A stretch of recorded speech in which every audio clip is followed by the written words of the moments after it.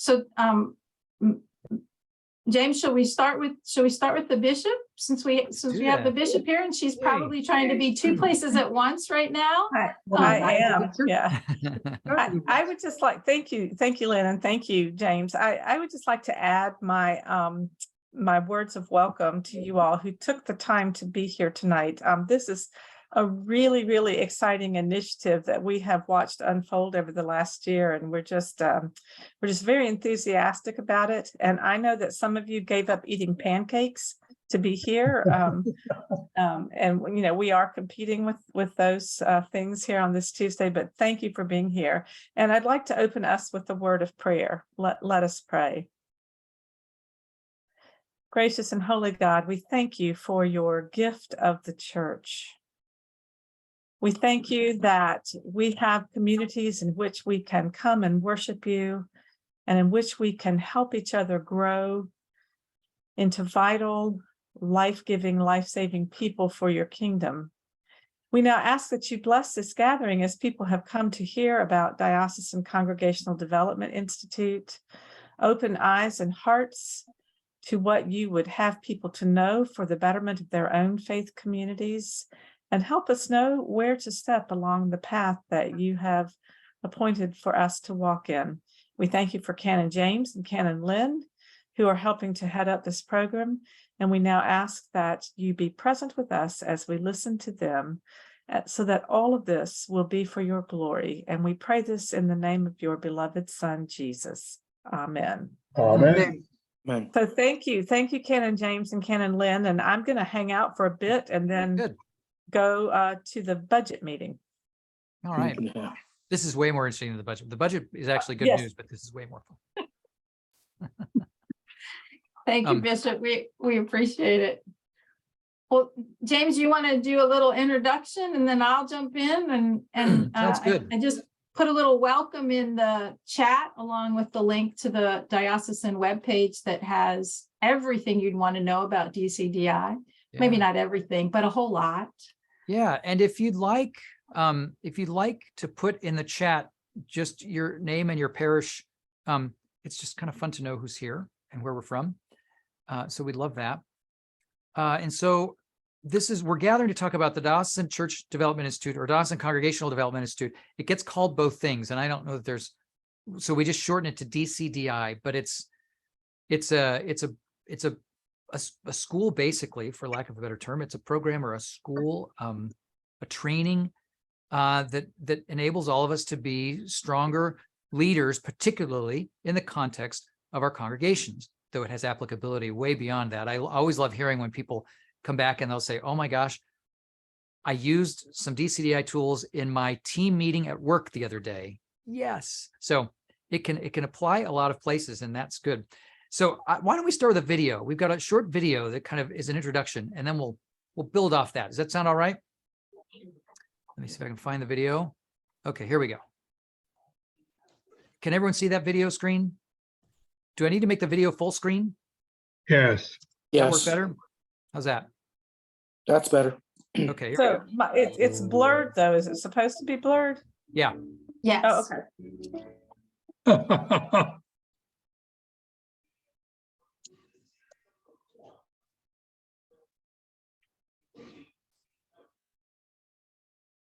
James, did you optimize the sound? If you think about our initiatives, particularly the ones that have to do with congregational vitality and evangelism, DCDI will give us a common language with which to engage those conversations. It'll also give us a structure or a framework around which we can negotiate projects and interventions for congregational health and vitality. And finally, it will empower us to be comfortable with sharing our faith stories with one another and with the wider world, so that we can answer our baptismal covenant to proclaim the good news of God in Jesus Christ. Did I get the sound right? I'm going to go back to this second. Sorry, because I think I didn't optimize that time. I did it once, then didn't do it the second time. Give me a second. Try this again. We'll give you 3 tries, James. Good. Thank you for that. I appreciate it. That better? There you go. Okay, well, DCDI at its very core is a leadership development program. It's designed for clergy and lay folk, ideally to work together in a team, although individuals can do it, but it works best when it's a team. The training happens over a period of 8 weekends that are spread across the 2-year time period. The training happens in 2 cycles, but ideally it's 8 weekends total. The advantage of it is that besides being good theory, just good stuff, just applicable information, it's really grounded in practical issues, right? It's the things that churches are dealing with every day, right? The things that they're struggling to identify and to try to work around. Well, DCDI tackles those things. And the beauty of it is that it's not just theory here, right? It's not just theory on paper. It's something that you can take and apply. And what I think is really wonderful about it is it's not just that book stuff, it's spiritual stuff too. So you blend those two together, and it's spiritual stuff that's dealing with our Anglican identity and our traditions. And so if churches want to be stronger, churches want to be healthier, if they want to try to figure out how do we do this as a community of faith, how do we do the work that God's calling us to do, then DCDI is a perfect opportunity to get in there, work as a team, get some information, and then take it out and apply it and do the work that we're called to do.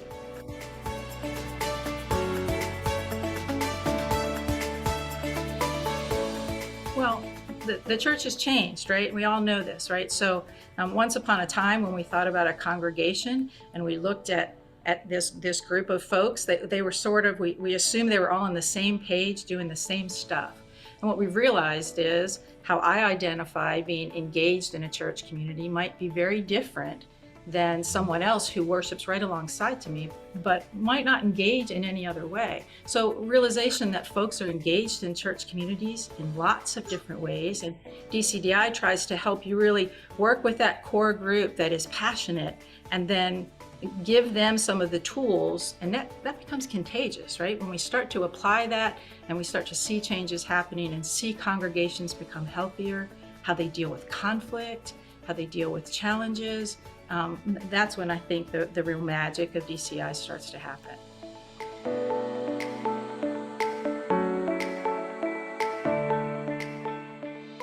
DCDI training will help people in a number of different ways. The first way is to help them understand themselves and understand themselves in a much deeper way, because the information that's going to be given during the training will be academic, it will be theoretical, and then there will be a chance to apply those academic, theoretical things so that you can internalize the theories. But it also will strengthen your confidence, enable you to seriously reflect on what you bring to this program and what you will bring to the congregation, so that you can use your skills and what you develop to develop your congregation.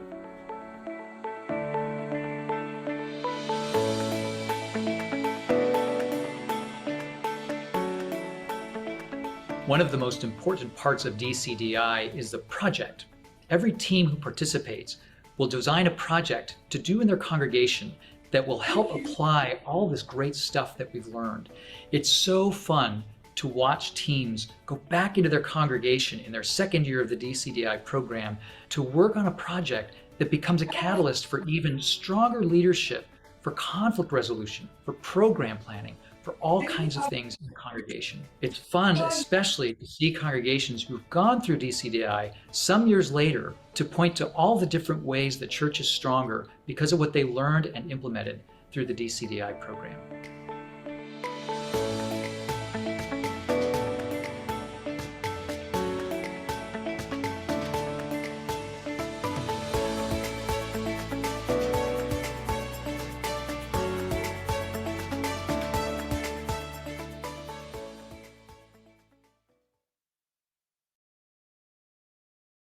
Awesome. Thank you so much, Susan, and welcome everybody to our Inco. Hang on, Thanks, that's James. Going again, sorry. It went on to another video accidentally. There. So that's a little bit about DCDI. I'd love to hear from folks. What Did you hear anything that surprised you or that you didn't know or something new about this? What did you hear that kind of intrigued you or that you have questions about? Feel free to just unmute and jump in. We're a small enough group, you can do that.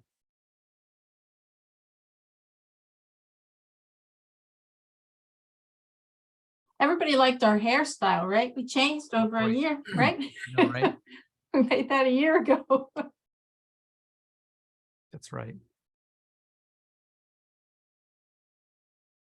So that video actually, Lynn, covers all the big pieces of what DCDI is, right? I mean, the thing that I always say about it is that it's not a program or a formula that we sort of that we impart to you, and then people go back to their congregations and just do steps A, B, C, and D, and everything will be fine.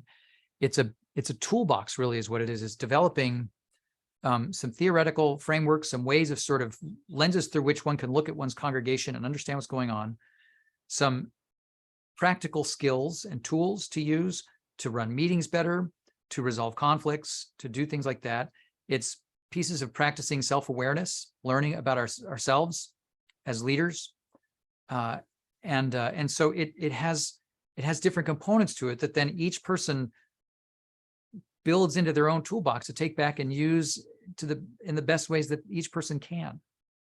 James, I love that you use the two keywords that I always think of when I think of DCI: toolbox for sure, right? Yeah, totally. But and the lens piece, right? Yeah.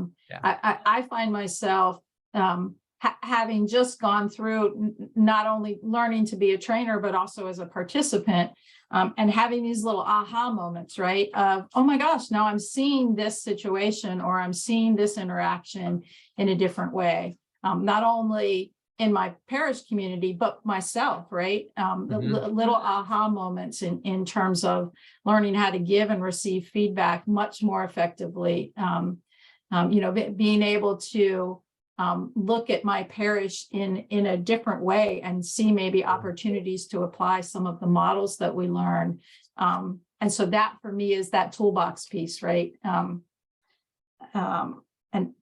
I wonder that we have a couple of folks in this group who are either participants or I know Pam was like me going through the process as a participant and a trainer. And I wonder if any of our current participants would want to share anything about those issues of toolbox or lens. I want to show our cool toolbox graphic, because these are the things that are there: projects, core framework, self-management, group development, facilitation skills, shared leadership, trust development. All these different things are pieces of what we sort of develop and build in ourselves to be great congregational leaders. I'm biased about that graphic because I helped make it, but it's a cool graphic. I was just going to mention that, but I like the graphic too, but It's a good graphic. Yeah.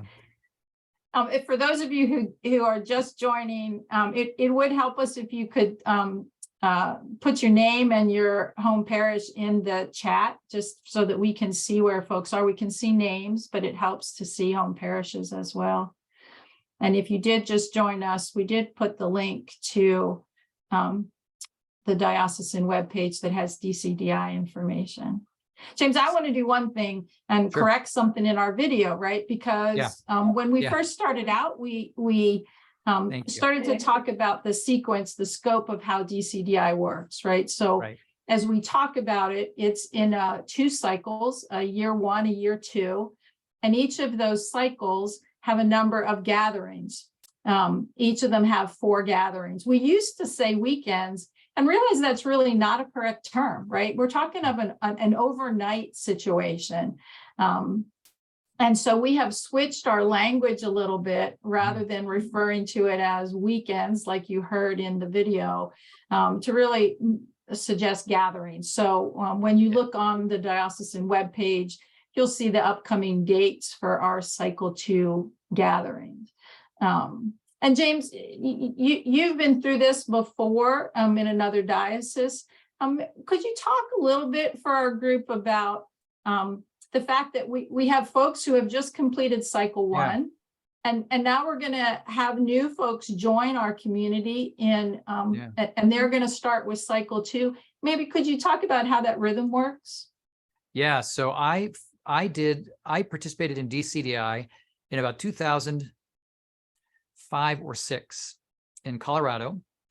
And then upon finishing, it became an intern to become a trainer before moving to Florida, where they didn't do DCDI in my diocese in Florida. But I will tell you, participating in it, I use tools from that toolbox all the time. And the funny thing is, I don't know if this is true for you, Bishop, because Bishop Susan, one of the reasons we have this here is because Bishop Susan did this in Northern Indiana some years ago as well. But Bishop, I find myself, when I'm getting ready for a meeting or thinking about something, I use those frameworks and those tools. And I often find when I don't, I look back and go, I should have done this way. It would have worked better if I'd applied some of those things. Do you find that to be true? Yeah, I definitely have that experience. And I will tell you, in my council address this weekend, there actually, I didn't have time to do that because I don't want it to drag on. But some of what I talk about, I have models from DCDI in my brain that, it would probably be worth flashing it up on the screen while I'm giving the address. Because, for example, we have a model in DCDI called Shape of the Parish, which talks about a core group of people being in the very center. And the core group are basically, the pillars of the church. And it's generally a small group. And then from there are these concentric circles of people that also come to the church and do things. And what I talk about in my council address is Jesus worked with a very small core group of people, his disciples. And from that emanated this whole church. Oh yes, there it is. So he worked with the folks in the apostolic faith right there in the center. It's a very small group, but then it impacts all these other circles radiating out, almost like a ripple in a lake. And what this suggests to us is that there's a lot of anxiety in the diocese right now about numbers of people coming to church. But what such a model here suggests is you celebrate the people who are coming and you work with that small group. And from that emanates a bigger thing. So it's really, really exciting. So yes, that happens to me. And since I've got the microphone, if I could also say before I have to pop out to the budget meeting, I started DCDI probably in 2009 or 2010 and did it in Northern Indiana for about 10 or 11 years before I moved to Southern Virginia. And I watched how it all went through the diocese like leaven in a bread. And the unintended consequence of different faith communities coming together for a period of 8 gatherings over 2 years is that you begin to develop some community and some camaraderie. And you have parishes from all over the diocese rooting for you, wanting you to succeed after hearing your story and hearing how you're wanting to work to change it. So those are some of the unintended consequences of DCDI that I saw revitalize our diocese in Northern Indiana. Yeah. So Linda, get back to the specific thing you asked. So DCDI happens over, it's 8 overnights. It's 8 nights basically is what the commitment is over 2 years. So it's really not that much, but each gathering starts on a Friday morning at about 10 o'clock and ends on a Saturday afternoon at about 3 o'clock. So it's a little more than 24 hours. It's an overnight. Right now we're gathering at Chenko. And Chenko's wonderful. I would love to be too big for Chenko. I'd love this to be big enough that we can't fit there, but it's at Chenko now, which is great. And so it's really not a weekend, it's an overnight. It's a little more than 24 hours together. And so what happens is each of those 2 cycles, they're numbered year 1 and year 2 or cycle 1 and cycle 2, but they're not sequential. Each one is self-contained. Each cycle starts with the same basic, these core frameworks, like the one we just looked at, that Bishop Susan was referring to, the shape of the parish, that are so important that we cover them both cycles. And then each cycle does completely different things that don't necessarily build on each other. And so So projects happen in one of the cycles, and going and visiting other churches happens in a cycle. And so there are these pieces that happen around these 8 gatherings as well, but they don't, it's perfectly fine to start either cycle first.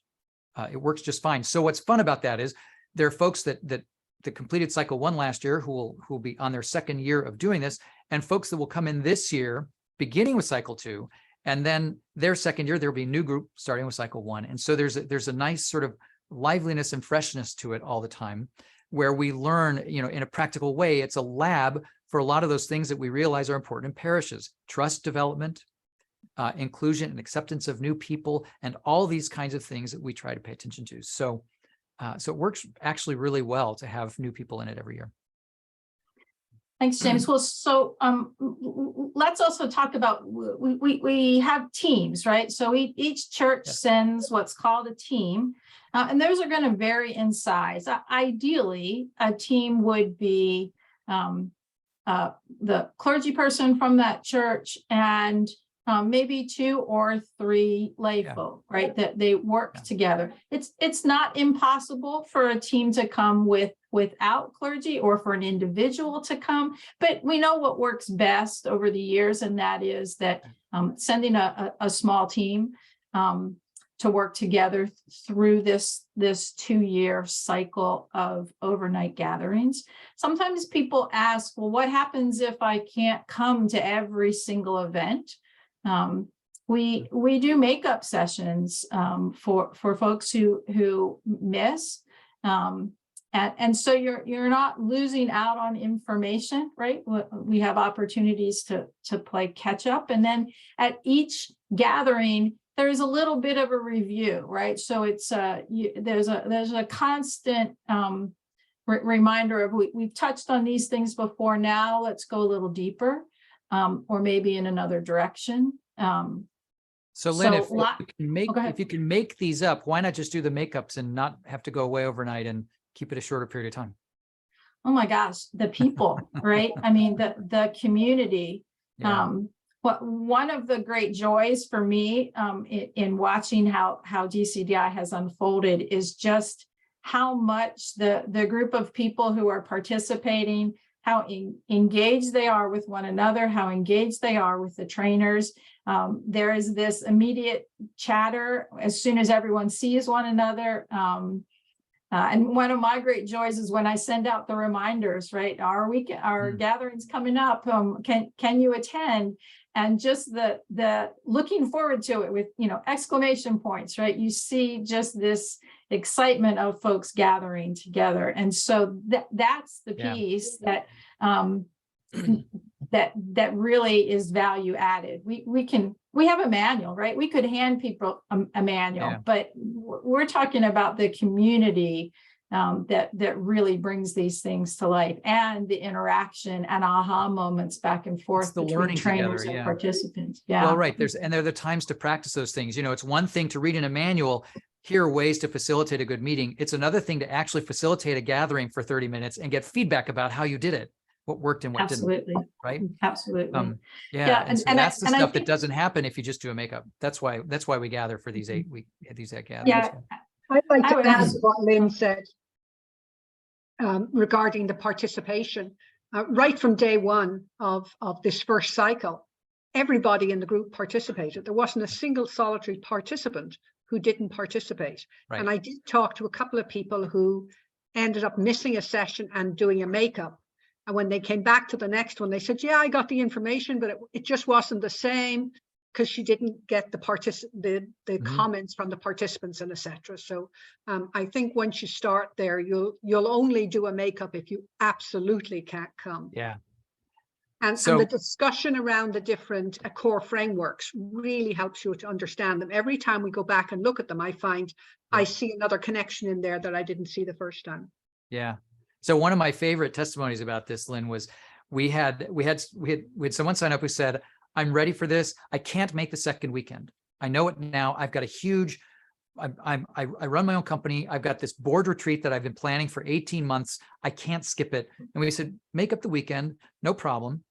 And so we knew well in advance that this person was going to miss the second gathering.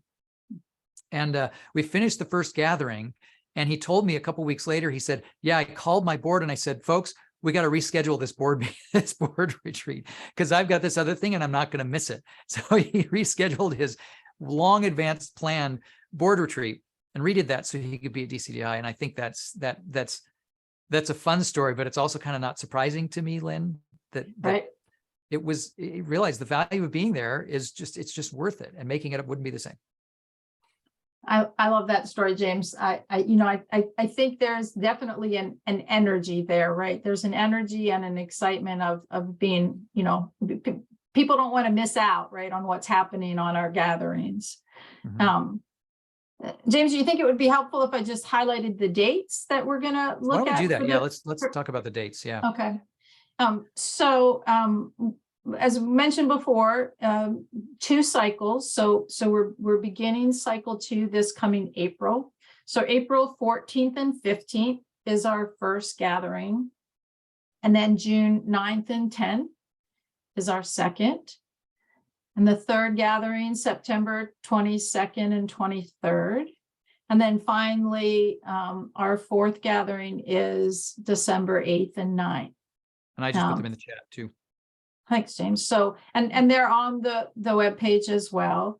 So those are the key dates that we would be gathering. Let me tell you a little bit about costs. That is always a question for folks. So there's 2 levels as far as expenses with DCDI. The first is a tuition that's paid per cycle for the team. And that tuition is based on the number of people in your team. And sort of staggered. So if it's a team of 2 people that are coming, it's $175 per cycle. For a team of 3, it's $200 per cycle, and for a team of 4, it's $225. And certainly, if there was a we don't want the teams to get too large, but you can see there that the prices are staggered. Look at you jumping right on, sharing the screen. On top of these things. Tuition covers things like our manual. We have a resource book that we will loan participants during the course of cycles, the 2 cycles that they participate in. The reason we have those books loaned is that they're sort of dear to find right now in terms of publication. And so again, we're going to loan it out. And also it helps with some of the costs of to put on the event. And then in addition to that, there is room and board costs for each gathering. And right now, for a double occupancy, that would be, and you see that under additional costs there, $150 for double occupancy. There is some minimal possibility for some single occupancy, but the operative word there is minimal, just because, again, we're at Chenko and we have a finite number of beds that we can use. Bottom line is this: don't let costs stop you from participating. Right. Okay. We have lay continuing ed funds that are available to assist folks. And we make that pretty simple, right? We ask folks to fill a lay continuing ed application out right at the beginning.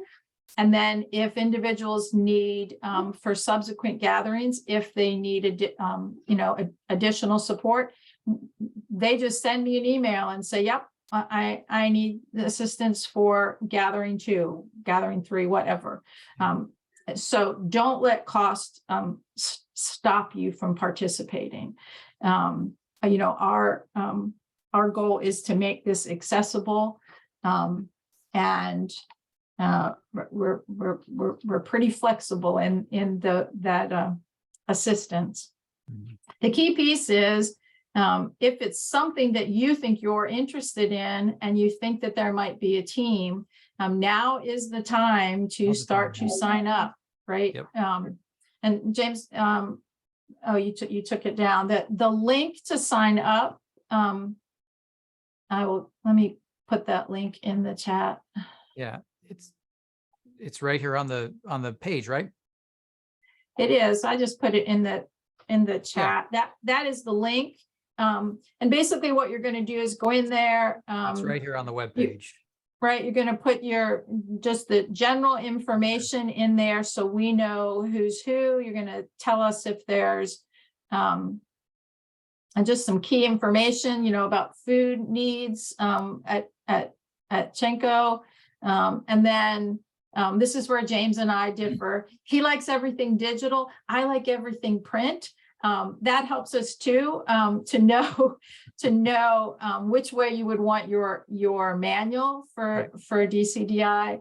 And so that information gets you started, right? Because then once we know who the players are, then we start to see what the teams look like, and that will let us know how many spots are still available. So if you're interested, we encourage you to move quickly to get signed up. What are we forgetting, James? I think we're covering it all, Lynn. I'm curious. David Noakes participated this last year. I think he's going to come to the next year from St. Michael's Colonial Heights. David, give us one sentence. What's DCDI helped you with? What's been the biggest benefit of it? Well, I would say two benefits, but they're related to meetings. You did a lot of work on holding meetings, making productive meetings. And so one was making the distinctions in the functions between the actual person running the meeting and the person recording for the meeting, and keeping those two separate, which is something I didn't understand initially. And then more understanding of my own introverted personality when I try to participate in the meeting and do that in a useful manner and not get in the way. So those were the things that I first of all got out of this.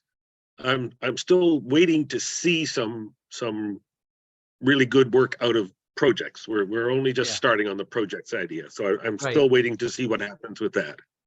Right, and the projects are intended to be just beginning little seed plantings, if you will, in a congregation of things we can do. There, the time of this doesn't enable a project to be very large in scope. So one of the things, right, that we do as people are working on projects is helping manage the scope of it so that it's doable in a period of months. And Pam is one of our trainers, soon-to-be trainers. Pam, give me just two sentences about DCDI for you.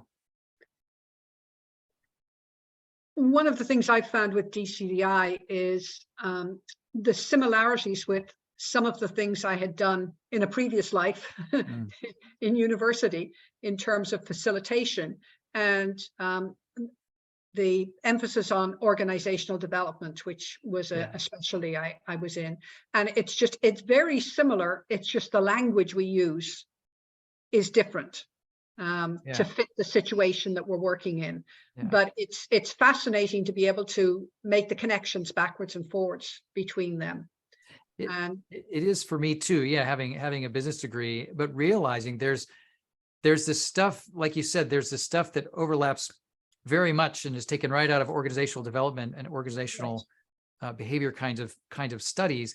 And yet this is deeply spiritual and theological. And so there are these other pieces that no one else would talk about except a church, and some that are very, very peculiar to our Episcopal tradition too. And so that all gets woven together, doesn't it? Yeah, it's the overlay of the spiritual and the Episcopal tradition that really makes it interesting, and you start to see how they all connect together. Yeah. So I really like that. Good. I'm go ahead, Lynn. Sorry. Oh no, I go ahead, and then I'll add what I was going to say. No, go ahead and add what you were going to say, because I was just I was going to talk about the project a little bit. Just as we're talking, I'm thinking about this past Sunday. So the team that I've been working with, we had initiated our project, which was a survey that we did at our church, to really begin to look at what people's understanding was of what a rule of life means, and then some spiritual practices, right? And then we were chewing through the data and wondering what next, right? And just the interesting piece was to be with our team and another team from Newport News. And as we sat down and heard what each group did, just the amazing questions that came up, the wonders that people had about, oh, I wonder if you'd gone in this direction, what might you have gotten? The amount of conversation we had around the table of, oh, I wonder if we should have maybe used a different model. What would it have looked like then? The piece that I loved is that we finished that meeting, and it wasn't, by no means it was check, we're done the project, right? It was, ooh, now what's next, right? What might our next project be? And for me, having done it the first time, I was really excited to know that it was not a, let's just be done with this, but ooh, what else can we do next? How does this project influence the next? And Yeah, that's and one I of the think the other thing is seeing some of my friends and hearing back some of the language we use, for example, with feedback, right? Of someone saying, would it be okay if I gave you some feedback? And watching people put into practice the things we model in DCDI, for me, that's the great joy in realizing the seeds that are being planted. And that's just in the congregation that I'm participating in, and realizing every one of our DCDI participants is taking those things back into their communities. That's exciting, I think. It is. And of course, that's one of the big indicators of a good project, right? Is that it spawns other things to do. It's not just, oh, we'll do this for 3 weeks and then say, wasn't that interesting? We'll do this for 3 or 4 weeks and then go, oh my gosh, look at all these things now we can do to build vitality in our parish, to build community in our parish, I mean, maybe it's just make the administrative things more effective. I mean, it could be all kinds of things that could do, but yeah. Fun stuff. The other thing with the DCDI program is it hangs upon the 5 key objectives that we have in the diocese. Initiatives, yeah. Initiatives, and Yes. also the fact that each of the gatherings within DCDI is focused on part of our baptismal covenant. And that really puts emphasis on the spiritual overlay of what we're doing. But we're not just trying to build a better business or build a better icebox. We're trying to grow the community of Christ. And that's front and center. And it's focused on strengthening our own beliefs and spirit, and working to help people in the parish do the same. Yeah, one of the best parts of every gathering is that Bishop Susan does a teaching on one piece of the baptismal covenant. Yes. So we get this great time with our bishop that most people don't get, and she's there. Her intention is to be there for all or most of each gathering, and to do this. She gets a big chunk of time on Saturday morning every gathering to do this teaching about the baptismal covenant, and they're just wonderful. It's good stuff, isn't it? It really is. Yeah, it's fun. I think the other thing that I have really appreciated is the diversity of voices who help us lead worship during our time together, right? Yeah. So, and sometimes folks initially aren't comfortable maybe leading morning prayer and leading noonday prayer, but you have this like, okay, I'll give it a shot. And I love just hearing the diversity of the yeses, right? Of the people who say, okay, I haven't done it before, but I'm going to give this a shot. It's just, you got some cheerleaders here, right? With Pam and James and I, and with David, right? We have had wonderful experiences with it. It does make us wonder what questions you have for us. James and I can always answer questions even after this gathering, but if there are questions tonight, we'd be happy to answer any questions that you might have. Just feel free to unmute and just jump in now. Yeah. No problem.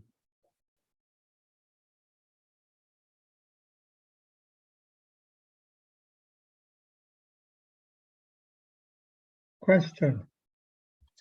Hey, Derek. Does this in any way tie in with the presiding bishops coming among us and talking about revival? That's a great question. And yes, by the way, don't forget, on April 22nd, presiding bishop's going to be with us at Ogden Hall at Hampton University at 2:30 in the afternoon. It's going to be a glorious, grand, rousing time together. Everyone should be there. And it ties in, not explicitly, Derek, but absolutely it does. The revival is intended to be a way for us to be encouraged, empowered, stirred up, if you will, for ministry in all kinds of contexts. And of course, the hope would be then that people would go from that and start leading and serving, in the way of love in all kinds of ways, whether it's being a congregational leader and doing DCDI, or being more active in serving people in need, or all kinds of things. And so they definitely tie together in terms of being integral in our 5 initiatives that Bishop Susan has expounded for us. And how You we all know- live into, right? How we live into what we're called to do, not only in this diocese, but as people of faith, right? So I would agree there's a connection there. And we hope that y'all will take part in the revival when it happens, and also the events that'll lead up to it. You'll be seeing some information come out with dates and opportunities to engage even before the revival, and hopefully afterwards as well.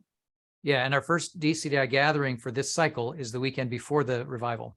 Actually, they're 2 weekends in a row. What are some examples of projects that people have taken on?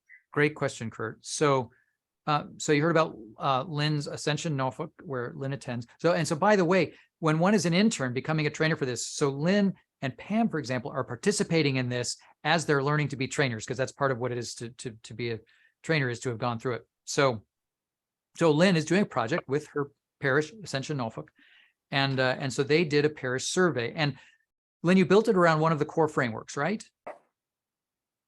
We did. Initially, we built it around shape of the parish. And then as we were analyzing the data, we said, oh gosh, we missed an opportunity. We should have built it around renewal apostolate. But that was the cool thing that happened. For us, it was a survey. For one of the other teams, they wanted to understand the parish's level of investment in doing noonday prayer. And so they did a survey, and then initiated a series of lay-led noonday prayer opportunities, and then got some feedback from that. Another group did it was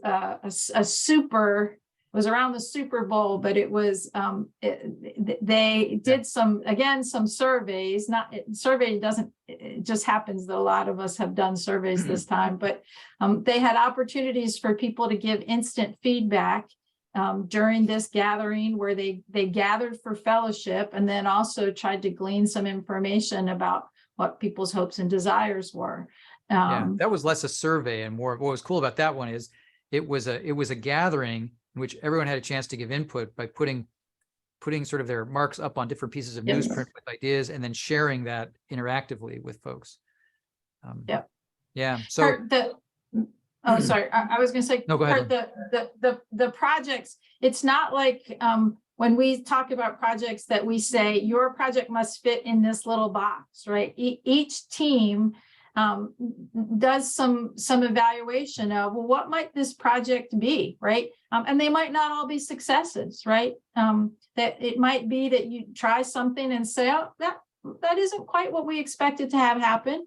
The great part is there's an opportunity for certainly a second project, and even possibly for some groups, they might choose to do yet a third project. So it's going to be really dependent upon that team, them looking at their community, asking themselves some possibilities about, I wonder what we might do that would allow us to maybe apply one of these frameworks, or to just maybe take a risk, try something that maybe it's a program, maybe it's an initiative in that faith community that hasn't been done before.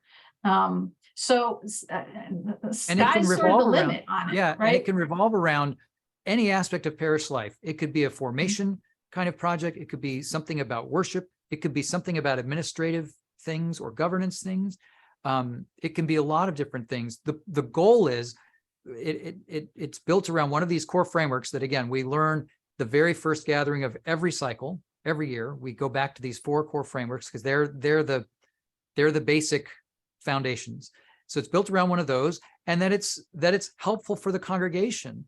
We don't want projects that are sort of just interesting and don't do anything. We want projects that are actually going to be helpful for the people that are there in being leaders in their congregation. We want them to actually be practical and so I would say move the ball, right, Lynn? We want something that's going Absolutely. to actually, yeah. Yeah, so Kurt, for example, in our group, we did this survey, and then after looking at the results of the survey, we have some ideas about what we might want to do for a second project. And it relates to some formation and some trust development opportunities that we would like to roll out going forward. And honestly, even if we don't do that as our second project, guess what? There was enough passion around the table to say, you know what? But we should do this anyway, It'll even happen if anyway, it's right. not our second project, right? So I was excited to see sort of the energy and really how, as we evaluated the project, people's takeaways, right? And for me, it was exciting because you could see them during our conversation weaving all of these different concepts that we talked about during the 4 gatherings before. That was pretty cool to see. Very cool stuff. One of the things I enjoyed is people reported on what their first projects were going to be. Every one of the projects involved an element of in some way connecting with people in the parish to find out what their needs were or what they were interested in. So there were no teams going back to the parish going to push a project on the parish or plant an idea. They were going out to find out more about what was going on in their parish, and then out of that build something that would mean something to people in the parish. And that was really good to see, because we had quite a bit of focus on listening and taking the time to learn. And so we saw the teams actually acting on that in developing that first project. Kurt, did it And answer your also- question in a long way around? Yes, that's good. It sounds like you're actually getting the grassroots to come up. That's good. Yeah, Yes. and that's why it's a team. That's why this works well as a team, right? Because one person trying to go do something like this in a parish doesn't always work very well. But if you've got the priest and 3 other people and they can sort of inform the vestry about why something is happening and do this, it actually can have a pretty significant impact on the life of a congregation over time. Yeah. And by the way, too, just going to say, it will happen in the diocese as DCDI grows over the years.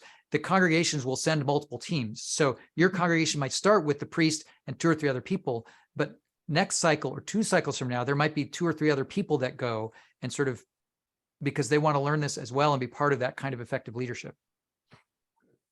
Absolutely. What other questions do you have that we can help you with?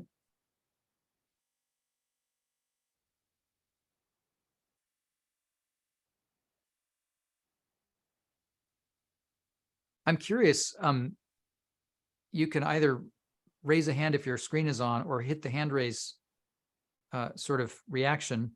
Who's planning on registering or has already registered for this year? I'm definitely going, for what it's worth. I'm going to be there. Hope that doesn't dissuade anyone. Me from too. going. I'm going back. Who else is going to go? Well, I was on for really, I was curious about what this is all about. I've read a little bit about it, and I think we have some people in Emmanuel that have been at least partially trained. And we just had a great big survey, so I suspect that might be part of it. But Which church, Kurt? Emmanuel, Virginia Beach. Virginia Beach. Yep. Yep. Yeah, your They Super did Bowl the- thing. They was did the that- Super that's what it Bowl. was, yeah. Yep. That was their DCDI project. Yeah. Oh, that was it. Turned out, by the way, it turned out very well. Good. Good. Love hearing that. We even had one of our team members go to Yeah. Emmanuel to see it because they had heard about it. We're like, I want to see what's going to happen with their project. And so that it was kind of fun to hear how it went. It was good participation. All the sheets had plenty of dots on them, and Yeah. it was. We had a great Sunday. It was just Good. Love that. Terrific. So here's the suggestion that we would have. If you have even an inkling of interest, start to talk with folks in your parish to find out who else might be willing, who might be interested, right? You know, I think about one of my dear friends who, when this first came out, her first thing that she said to me was, I don't know why I have to do this, but I have to do it, right? I Yeah. know that I need to do this. And that's been just a great joy to go through the program with her. I'm excited to see our next cycle. But if you have an interest, feed that interest, right? I think we are, you know, we know after the first year and from the feedback from participants, overwhelmingly folks are like, I'm so glad I've done this, Yeah. right? So, and certainly the opportunity to have this almost like a private masterclass with the bishop is really cool at each weekend. And so, you know, if you have tools that you want to add to your already existing toolbox, this is a way to add tools to the toolbox. If you want ways to work in community to deal with feedback and problem solving and communication skills, and even how to facilitate programs, right? That this is the foundational stuff to make all of that happen. And we'd love to have you join us on the journey. And I would say too, if you're really interested in doing this and you're talking to your priest and your priest is not sure or doesn't have enough information or is ambivalent about it for some reason, encourage your priest to call Lynn or me, or ask Lynn or me to call your priest and recruit him. And we're happy to do that too. Right? Absolutely. Yeah. Ellen, unmute. Don't forget to unmute, Ellen.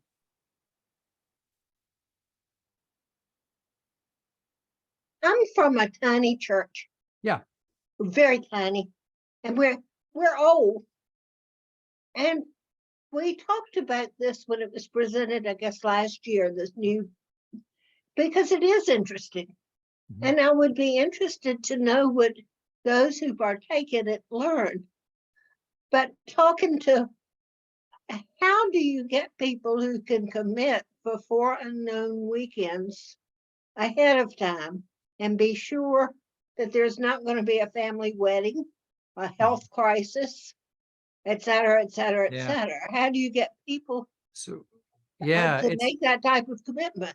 That's always the challenge, but they're not entire weekends. They're just from Friday morning at 10 a.m. to Saturday afternoon at 3 p.m., 4 times a year. I don't know if you were in the chat when I put this in, but I'm going to put it in again, the dates for them. Came in late, I'm sorry. Yeah, no, that's okay. Don't worry. I'm glad you're here. Let me just put them in again because you're not the only one who will want them, but they're the dates for this coming year. So they're set well in advance. And the reality, Ellen, is that people sometimes have to miss one of these gatherings. Mm-hmm. And so we can make up the content of that weekend with someone. In fact, Lynn and I just today, we're trying to schedule makeup sessions for the people who'd missed gatherings 3 and 4. The makeup isn't the same because we can cover the content very well, but what happens on the weekend is the group interaction and the group learning that really sets things in. You know, it's one thing to talk about effective facilitation, meeting facilitation skills. It's another thing to have the chance to practice that with a group of people who are also learning and get feedback from folks, and then take that feedback on, and then the next gathering you try it again and you get a little better. You know, we can talk about how to use newsprint or give feedback or those kinds of things, but actually doing it on the weekend is what sets it in. So we can make up a gathering for someone, but it's not the same as being there. So what we do is encourage people, they're the dates for this gathering, put them on the calendar, prioritize them, things come up, you know, and when they come up, let Lynn or me know, and we'll make sure that there's a way to make it up if we have to for one of those. gatherings. Absolutely. And But you Ellen will still start need at to, least- Excuse me. You still Go need ahead. at least 2 from each congregation, correct? Well, ideally, yes. But you know what? If someone came to Lynn or me and said, I don't know anyone else who wants to do this, but I feel called to do this, I want to do it, can I come? Lynn, I'd be inclined to say yes. don't wanna turn I anyone would too. I think that the advantage to having a wing person with you, right? Somebody else who's maybe part of a team, is that you get to do a lot of processing. I can't begin to tell you how many times the folks who are on the team from my church, how many times we might send an email to one another and just say, oh, this thing happened today. And this made me think DCDI. Again, we're talking ideal. If we talk about the ideal, it would be with a clergy person and some lay folk. But if there's just a single person who says, I want to do this, we would certainly entertain that, Ellen. So don't let that stop you. And coming from a small church, it doesn't matter if you're from a small church, a large church, none of that is should be a This stuff is benchmark, applicable. right? This stuff Anybody's welcome. applies in any church context. Absolutely. My assumption is, and excuse me to all because I did come in late, is that the majority of your participants, at least in these initial years, are from your larger churches. Nope. No, No? no, we have a Medium and really good smaller, I mix think. of Yeah. smaller and Medium. one or two from mid-size, but a fair number are from smaller churches. So don't let that stop you. Thank you for the information. Sure. This year, next Helen. year, sometime. Right. Yep. Good. James, we're coming up on We're at our our time. hour. Any last minute questions that folks have? Again, we're always available.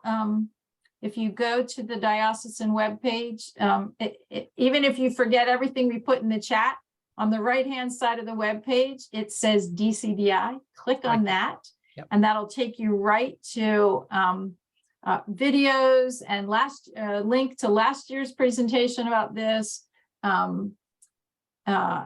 All the questions that you have, all of the dates are there. And James and I would be happy to talk with you if you have additional questions. We like talking about DCDI. We do. It's What about, I just ran the numbers on the cost.